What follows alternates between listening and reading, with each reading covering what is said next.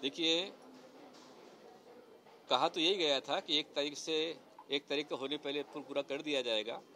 उसमें बहुत कुछ हुआ है, पर मेन जो पॉइंट है वो अभी बाकी है। सबसे महत्वपूर्ण जो है वो बाकी है। कम से कम ये खुशी की बात है कि ट्रस्ट और बिल्डर ने दोनों ने माघार लेने का अपनी ओर से मानस बनाया है और उसके लिए चैरिटी कमिश्नर ऑफिस से उन्होंने उसका प्रोसेस भी किया है। लेकिन अभी रजिस्ट्रार ऑफिस के माध्यम से जो लीगल कैंसिलेशन होना चाहिए, डीड कैंसिलेशन होना चाहिए, वो लीगल जो होना चाहिए वो अभी तक नहीं हुआ है। और चैरिटी कमिश्नर ने उसमें 7 दिन का समय दिया था और उन्होंने जो है ज़्यादा समय मांगा था। लेकिन हमारी जो कोर कमेटी है, कोर कमेटी के हमारे एडवोकेट योगेश जी पांडे और उनके साथ पूरी जो टीम है हमारे साथ में, आनंद काकरिया, स्वप्निल गंगवाल, स्वप्निल बाफना और मनोज, हमारे महावीर चौगले, चंदा पाटिल, चंद्र कुमार पाटिल, अन्ना पाटिल और भी काफ़ी लोग उसके अंदर हैं, सुभाष खोत आदि, इन सब ने वहाँ पर फाइट में ये कहा है कि हम बहुत से बहुत आपको 15 दिन का समय देते हैं।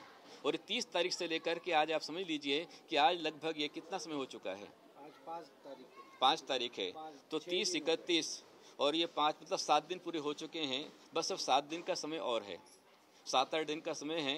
और चूंकि कैंसिलेशन के लिए प्रशासन ने आगे पुढ़ाकार लिया, चैरिटी कमिश्नर ने पुढ़ाकार लिया और उन्होंने कैंसिलेशन के अपने से लगा दिया है, तो इसलिए मैंने 1 तारीख को उसको ड्रॉप किया अभी कि उन्होंने वचन दिया, इस कारण नहीं किया। 7 दिन बाकी है, अगर 7 दिन में ये नहीं हुआ तो आप फिर से अनशन चालू करेंगे? बिल्कुल पक्का। यदि ये हमारा 7 दिन के अंदर अंदर, 7-8 दिन के अंदर, मैं समझता हूँ, और 8 दिन पकड़ लीजिए, 8 दिन के अंदर अंदर में ये डीड कैंसिल होना ही चाहिए। क्योंकि अभी और कुछ बीच में बाकी नहीं है, मात्र बिल्डर को अपनी ओर से एप्लीकेशन देना है और साथ में जो ट्रस्टी है उनको देना है। तो ये डीड कैंसिलेशन लीगल रूप से हो जाती है, तो इसके होने के बाद ही हम समझें कि हमारा काम पूरा फर्द हुआ है। अनशन फिर करेंगे अगर नहीं हुआ तो? बिल्कुल पक्का है। यदि मैं समझता हूँ कि ये 8 दिनों के अंदर अंदर में यदि ये डीड कैंसिलेशन नहीं होकर हमारे पास में, कागज हमारे पास में आकर सामने खड़ा नहीं हुआ, तो मुझे फिर अनशन के लिए बैठना ही पड़ेगा। ये पुणे का हो गया। हाँ गुरुजी, हाँ। आपको रात में कोई अहिल्यानगर के लोग? अच्छा, 1 मिनट और सुन लीजिए। हाँ। कि जो ट्रस्टीज हैं उनकी तो ये मंशा थी कि वो 26 जनवरी से इसको हॉस्टल को शुरू करेंगे। अभी लोगों में कंट्रोवर्सी है कि अचानक कैसे शुरू हो गया, किसने कर दिया, क्या हो गया। तो किसने नहीं किया है, जो ट्रस्टीज हैं उनका 26 जनवरी से करने का उनका मन था। लेकिन मैंने कहा मैं साधु हूँ और साधु जो है बहते पानी की तरह होते हैं, हम लोग की सीमा होती है, उसके बाद हम लोग को विहार करना होता है। लेकिन मैं मजबूरी में रुका हूँ, तो जितना जल्द हो सकता है आप कीजिए। तो जो ट्रस्ट के चेयरमैन चक्रदोशी हैं, उन्होंने तुरंत आदेश देकर के शनिवार को, मैंने कहा तो उन्होंने सोमवार को उन्होंने चालू कर दिया है। और साथ में ये कहा है कि हम सिर्फ ओपनिंग कर रहे हैं, अभी और इसको पूरा इसको रिनोवेशन करेंगे, सारी व्यवस्था लगाएंगे और उसके साथ में शुरू करेंगे। लेकिन खुशी की बात है कि 3 नवंबर सोमवार से यहाँ पर विधिवत हॉस्टल आरंभ हो चुका है जैन बच्चों के लिए। नहीं, अभी कह रहे ये 250 करोड़ रुपए जो है, वो बोल रहे हो कहाँ से आए, उसकी जांच करिए। ये रविंद्र दंगेकर जी कह रहे कि ये पूरा हुआ नहीं है, सिर्फ गोलमाल चाल। वो बोल रहे हैं मैं समाधानी नहीं हूँ, जब तक पूरा काम नहीं होता तब तक मैं समाधानी नहीं हूँ। ये पैसा किधर से आया, किसने पैसा डाला, इसकी सब की छानबीन होनी चाहिए। मैं वही कह रहा हूँ कि रविंद्र दंगेकर जी जो कह रहे हैं, उनको व्यवहारिक ज्ञान इसका ज़्यादा है और हम लोग साधु हैं, हमें सांसारिक ज्ञान ज़्यादा नहीं है, हमारा अध्यात्म का विषय, धर्म का विषय होता है। तो उनका जो कहना वो गलत नहीं है। और न्याय और कानून, ये भी कोई व्यवस्थाएं होती हैं, तो इसके अंतर्गत जो कानून की प्रक्रिया अपनी है वो अपने ढंग से होना चाहिए, हम उसको कोई डिनाई नहीं करते, वो भी होना चाहिए। लेकिन किसी के साथ में अत्याचार, शोषण भी नहीं होना चाहिए, वो आपको जांच करना आपका विषय है। और मैं तो सिर्फ इतना कहा कि बिल्डर ने जो इतना बड़ा व्यवहार किया, तो व्यवहार करते हुए उन्होंने जैन समाज की भावनाओं को समझा और भावनाओं को समझते हुए उन्होंने इसमें माघार लिया, पीछे हटे, उसके लिए मैंने उनको बहुत आशीर्वाद दिया है। और ऐसे ही जो ट्रस्टीज हैं, आखिर में उनको भी प्रशासन का प्रेशर और बिल्डर के माघार होने पर उनको भी पीछे हटना पड़ा, तो उसके लिए मैंने उनको भी आशीर्वाद दिया है। बाकी जो अपनी कानूनी प्रक्रिया वो तो अपने ढंग से करनी ही होगी, वो आपका विषय, वो हमारा विषय नहीं है। हमारे लिए सूत्र है उत्तम क्षमा यति नाम न च नृपति नाम, मतलब उत्तम क्षमा यति को धारण करना चाहिए। जो नृपति है, जो राजा प्रशासक है, न्याय विधि, उसको अपना न्याय तो करना ही चाहिए। गुरुजी, जो पुणे का उसके ऊपर अभी सवाल खड़े किए जा रहे हैं, पैसे कहाँ से आए, किसके, उसकी जांच होनी चाहिए, किसको दे दिए, फिर से वापस दिए, नहीं दिए। वही वो विषय जो है कानून का, न्याय का, खोज का विषय है। ईडी है, सीबीआई है, आदि आदि के माध्यम से उसकी खोज तपासनी अपने हिसाब से होना चाहिए, उसमें कोई दिक्कत नहीं है। मांग करेंगे ईडी की मांग करेंगे आप? नहीं, मैं इसके लिए, मेरे को सिर्फ इतना ही है कि मैं किसी को इसमें फंसाना, कानूनी पीछे फंसाना नहीं चाहता हूँ। मैं चाहता हूँ कि जिसने भगवान महावीर स्वामी का मंदिर बचाया है, ये संस्थान को बचाया है, उसका भी बुरा नहीं होना चाहिए, सबका भला होना चाहिए और सबको सन्मार्ग पर चलना चाहिए। महाराज जी, ये पुणे का हो गया। हाँ, आपको अहिल्या नगर वाले कुछ लोग आपको मिलने आए थे। बिल्कुल। अहिल्या नगर में भी ऐसा ही हुआ है, उधर की जो जगह है उसका कुछ प्रॉब्लम है। अहिल्या नगर में भी एक मंगूबाई करके एक जैन श्राविका, उन्होंने अपने पति और उनकी संपत्ति को उन्होंने जैन समाज के लिए, मंदिर और स्थानक के लिए, साधु संतों के लिए उन्होंने अपनी ओर से डोनेट की थी और आज उस पर भू माफिया जो है उसको कब्जा करके बैठ चुके हैं। तो मैं अहिल्या नगर के भी जो आमदार, खासदार हैं, महापौर हैं, उनको आह्वान करूंगा, साथ में चैरिटी कमिश्नर को आह्वान करूंगा, मैं महाराष्ट्र के मुख्यमंत्री को आह्वान करूंगा कि चाहे जैन हो चाहे अजैन हो, चाहे हिंदू हो चाहे मुसलमान हो, जो भी प्रजा है उसने ऐसी राजा को चुना है कि जो हमारे धर्म की रक्षा करे।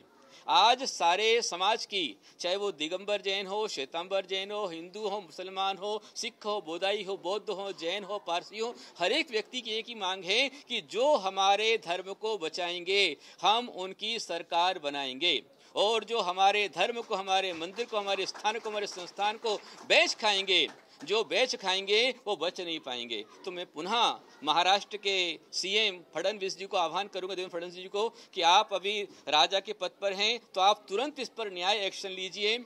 आर्य नगर में, अहिल्या नगर में जो आज स्थानक के ऊपर में इस प्रकार का अतिक्रमण किया जा रहा है, भूमाफियाओं ने किया है, उसे तुरंत उसको मुक्त कराया जाना चाहिए। मात्र इतना ही नहीं, अभी मेरे पास में सुनने आया हुआ है कि पंढरपुर के अंदर भी, जो कि एक धार्मिक एकता का एक केंद्र है, पंढरपुर में सामाजिक समरसता है।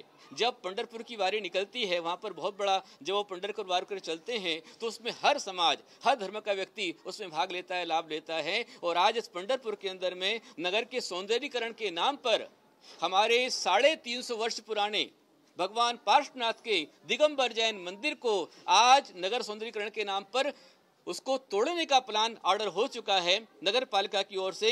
मैं उसकी घोर कठोर शब्दों में निंदा करता हूं। ऐसा नहीं होना चाहिए। यदि सरकार हमारे मंदिर को नहीं बचाएगी, वो सरकार भी बच नहीं पाएगी। मैं आह्वान करता हूं, मेरा किसी से कोई द्वेष नहीं है, हम सरकार के खिलाफ नहीं, मैं शुरू से कहता आ रहा हूं, प्रशासन के हम खिलाफ नहीं हैं, लेकिन हम भ्रष्टाचार के कठोर शब्दों में हम खिलाफ हैं। हमारे 350 वर्ष पुराना जो मंदिर है पंढरपुर का, उसे एक आंच भी लगना नहीं चाहिए, उसकी एक ईंट को भी हिलाने का दुस्साहस किसी ने नहीं करना चाहिए, ऐसा मैं आह्वान करता हूँ।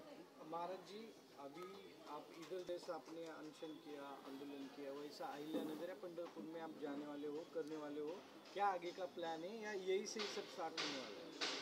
देखिए, अकेले मैं ही नहीं हूं, हमारे संपूर्ण धर्माचार्य जो भी धर्म, देश और राष्ट्र के हित में विचार रखते हैं, ऐसे अनेक आचार्य हैं, अनेक उपाध्याय, अनेक मुनिराज हैं, आरिका माता जी हैं और अनेक हमारे वीर ब्रह्मचारी आदि हैं, हमारे अनेक श्रावक श्राविकाएं हैं, जो हमको सिखलाया जाता है कि हम धर्म एवं सत्य के लिए अपने प्राणों का बलिदान करने के पीछे नहीं हटेंगे। जैसे यहाँ पर कोर टीम यहाँ पर खड़ी हुई है, ऐसे पूरे भारत में अनेक वीर हमारे हैं जो इस काम में आगे आएंगे, और जो इस काम में आएंगे उनके लिए मेरा दोनों हाथों से पूरा पाठिंबा है, पूरा आशीर्वाद है। वक्त पड़ा तो मैं भी वहां पर जाऊंगा और उसको बचाने के लिए जो मुझे करना पड़ा मैं करूंगा। पंढरपुर भी जाएगी और अहिल्या नगर भी जाएगी। बिल्कुल, हम पद विहारी हैं, हम पद विहारी हैं। हम लोग कभी गाड़ी मोटर का प्रयोग नहीं करते हैं, हम लोग पैदल चलते हैं, नंगे पैर चलते हैं। तो पैदल चल करके जहां जैसी आवश्यकता पड़ेगी। लेकिन मैं कहूंगा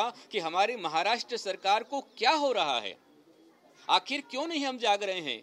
आज एक आंदोलन हुआ है, इस एक आंदोलन ने पूरे विश्व को आंदोलित किया है, पूरे भारत को आंदोलित किया है। यदि बार बार ऐसे आंदोलन होंगे तो जो सरकार है, प्रशासन है, उनकी इमेज इससे डैमेज होती है। तो अपनी इमेज को डैमेज ना करें और तुरंत रीति से जो भी प्रकार का अन्याय, अत्याचार हमारे समाज के साथ में हो रहा है, अकेले हमारे नहीं, जैन हो चाहे नॉन जैन हो, चाहे हिंदू हो, मुसलमान हो, बौद्ध हो, पारसी हो, सिख हो, ईसाई हो, कोई भी हो, किसी भी धर्मात्मा की जो लीगली जमीनें हैं, न्यायिक प्रक्रिया से बनी हुई हैं और जो भावना से बनी हुई है, ऐसे किसी भी स्थान को, संस्थान को कोई हाथ ना लगाए, उसकी रक्षा करना आपकी जिम्मेदारी। आप जो है प्रजा के रक्षक हैं, आप भक्षक नहीं हैं। और भक्षक बनने का सपोर्ट, भक्षक करने वालों को आप सपोर्ट ना करें, रक्षा करने के लिए आप आगे आए, ऐसा मेरा विशेष रूप से आह्वान है। अहिल्यानगर में जैसा पुणे में आपने मोर्चा निकाला था, वैसा अहिल्यानगर या पंढरपुर में निकलने वाले हो या अभी वहां से क्या होता है मेरे पास पूरी जानकारी नहीं आई है। वैसे अभी अहिल्यानगर और पंढरपुर के अंदर में 27 अक्टूबर को एक मोर्चा इस एचएनडी के लिए निकल चुका है और अभी समझाने की, निवेदन करने की बात की जा रही है। यदि शांति से काम होता है तो बार बार मोर्चे निकालने की आवश्यकता नहीं है। यदि सरकार हमारी बात नहीं सुनेगी, अहिल्यानगर का जो हमारा स्थानक है, हमारा जो पार्श्व संभव श्वेतांबर जैन मंदिर की जगह है, यदि उसको पूरी तरह से हमारे समाज के हाथ में नहीं दिया जाएगा तो वक्त पड़ने पर मोर्चा भी होगा और जो करना होगा हर किया जाएगा। ऐसे ही पंढरपुर के लिए भी उसकी मंदिर की रक्षा के लिए सकल समाज, अभी हम लोग जो लड़ाई कर रहे हैं इसमें सबसे खुशी की बात है कि अकेले सकल जैन समाज नहीं है, बल्कि हर नगर शहर का पूरा समाज, पूरा पंथ, पूरी राष्ट्र, पूरी पार्टी एक साथ इकट्ठा होता है और एक साथ मिलकर के इसके लिए हम लोग लड़ते हैं। तो वहीं पर हम एक साथ मिलकर इसके लिए फाइट करेंगे। ये पूरी जो जमीन है, पंढरपुर हो या अहिल्यानगर हो या पुणे हो, ये सब पॉलिटिशियन और बिल्डर लोग ही ले रहे हैं। हो सकता है जो आप कह रहे हैं, यदि पॉलिटिशियन या बिल्डर यदि ऐसा कर रहे हैं, उनको बिल्कुल भी नहीं करना चाहिए। अरे भाई, संसार तुम्हें खरीदने बेचने के लिए कम से कम धर्म का स्थान तो छोड़ दो। हमारे ग्रंथ में कहा है कि अन्य क्षेत्र कृतम पापम धर्म क्षेत्र विनश्यति। यदि आप संसार में कहीं कोई पाप करते हैं, उसका प्रक्षाल, उसका प्रायश्चित धर्म के स्थान मंदिर में होता है। पर धर्म के क्षेत्र में, धर्म क्षेत्र कृतम पापम, धर्म के क्षेत्र में यदि आप पाप करोगे तो वज्रलेप भविष्यति, ये आपके वज्र के समान महान घातक आपके लिए होगा, ये आपके लिए सर्वनाश के लिए कारण बन सकता है। इसलिए धर्म के आयतनों को, धर्मायतनों को बेचने खरीदने का दुस्साहस कोई भी, कहीं भी, भारत के किसी भी प्रांत में, विश्व में कहीं भी कोई दुस्साहस ना करे।